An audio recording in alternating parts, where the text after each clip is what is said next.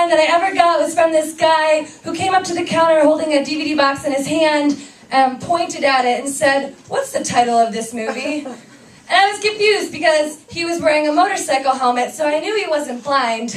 I'm like, well, maybe he can't read. So I was like, "You will meet a tall, dark stranger." And his look came over him and he said, "What's up?" I thought that was really clever, right? So I said, "Ha ha."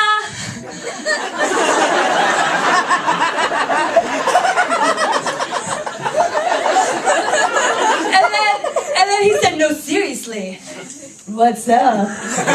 And I said, "No, seriously, ha ha." And then he got this really dejected look on his face, and he turned around and he made a beeline straight into the porn room. Which I think really speaks to the importance of having a backup plan.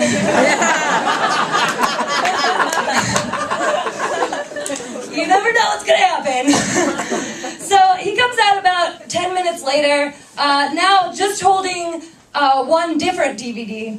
This one, on the cover, are two women, one much younger than the other, and it is less subtly titled, "You can fuck me, but fuck my daughter first." Ultimately, it was the only movie he ended up renting that day. I assume, because he's sick of Woody Allen's smug characters and emotional cliches. Wanted to try something new. So as he hands me, "You can fuck me, but fuck my daughter first," he says, "I would like to rent this, but I don't have my own account, so I have to rent it under my mom's name." Just don't tell her I'm renting this. Which was a huge bummer, because in that moment, that is exactly what I wanted to do.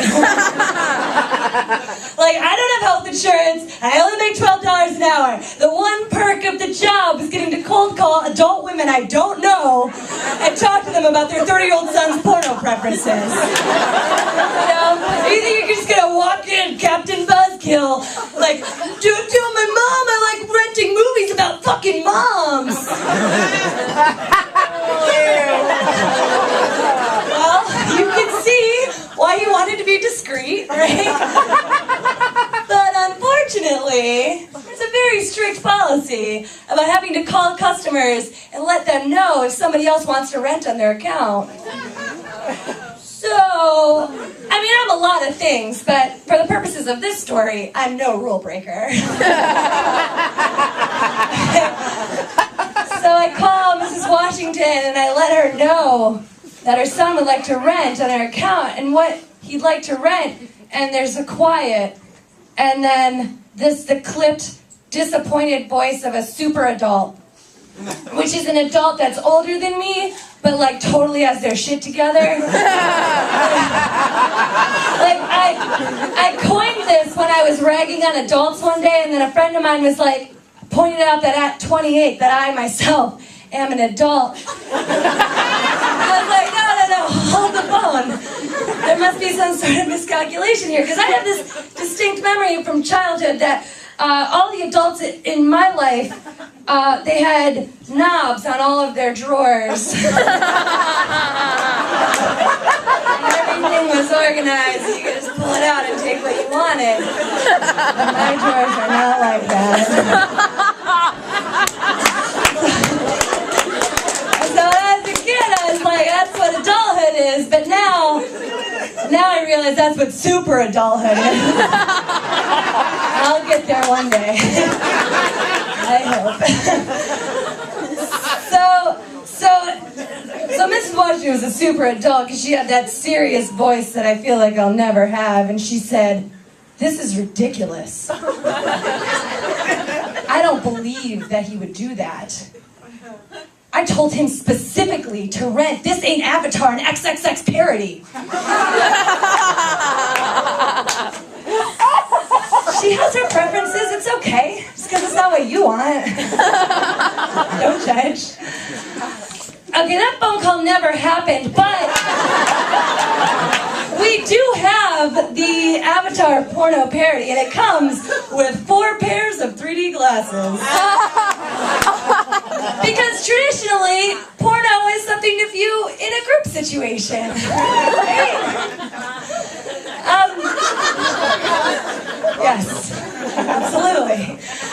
So they're not those like sort of like borderline stylish ones though that you get like at the movie theater. They're like the retro, flimsy paper ones that have like the one blue lens and the one red lens. And you're supposed to wear those at home by yourself while you're watching humanoid cat aliens doing it. And then I guess at some point you're supposed to touch yourself. Presumably. Like, the only thing more awkward than just wearing the 3D glasses or just masturbating, which I love masturbating, and I think everyone should. You can do it right now. It's really dark. I can't even see it.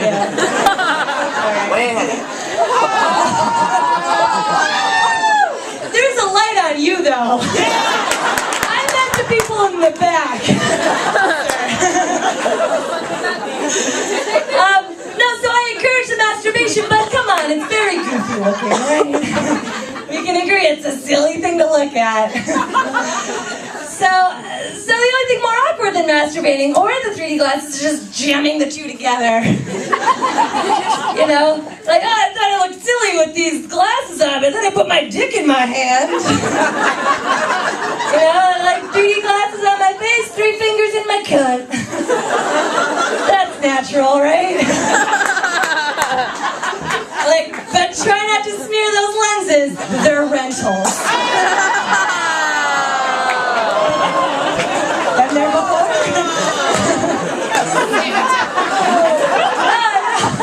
I know, you guys, that's my job. I know. So this stuff would be really easy to be grossed out by it, right? Like, if I wasn't so used to it from working around porn all the time for like the last 10 years, I worked at video stores and then, you know, also masturbating to it. So you get used to it. Although sometimes I do get resentful of certain things, like when I just open the store and it's 11 a.m. and this guy shuffles up to the counter without looking me in the eye and just hands me a stack of cream pie videos. There's just something a little oppressive about having to look at a cum-filled vagina before noon. Especially when you're not prepared for it.